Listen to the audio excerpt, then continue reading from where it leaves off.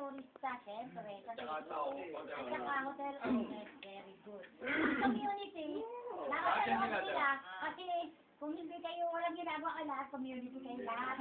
Ganun ba yun? O, sige. Dito, kahit wala, mag-i-exist naman ang turismo, diba? Okay. Ito naman mga vendors, lumabas siya, gawa ng meron turismo at iba activity. Okay. Tapos mga kapitalista, kasi medyo may pangangailangan ng mga boatmen, oo, okay.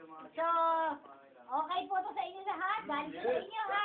Ito yung ating tinatawag na Venn diagram. Ito po yung, parang yung nag-aaral tayo ng mathematics, sino po yung nakaano ng math na yung mga set na set A, set B, may mga pusa, may mga aso, ganun po. Tinitingnan natin pag minsan nag-overlap sila, so yun po yung tinatawag nila na influensya.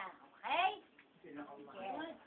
Very good. So, yan po yung ating stakeholders analysis na tinatawag. Pinaglilista po natin, inisa-isa yung lahat ng actor at saka actresses. Pagkatapos tinignan natin yung influensya o yung interconnection nila sa isa't isa. So, ito po yung stakeholders analysis. Okay. Galing. Okay, so, ay, ito pa pala. Ano ba? Okay. Hindi. Yung sa action plan po, baka meron kayong mga needs na kailangan ng association na dapat i-address ng community. Meron po ba kayong naiisip na dapat may ganito kami dapat dito sa asosasyon para mas maganda ang aming operasyon. Yung po, mag-identify po tayo ng gano'n. Pero yun naman po lahat ng mga sinasabi namin marami yun.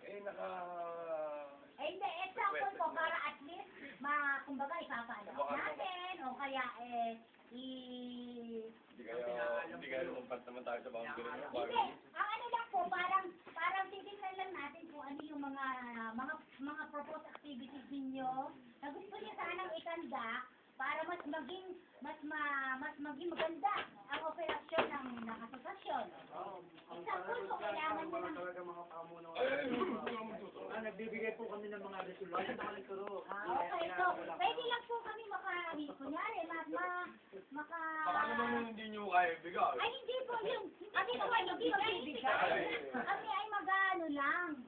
Ilalagay po natin dito sa ating pag-aaral para po ma-facilitate yung provision. Hindi po namin sinasabi bibigay yun, ha? Kung sinasabi lang namin, ay pwedeng maging, parang maging daan yung ating pag-aaral para ma-facilitate. So, ang ilalagay natin dito, yung parang proposed na activity. Oo, proposed na activity. Ano ba kailangan ninyo?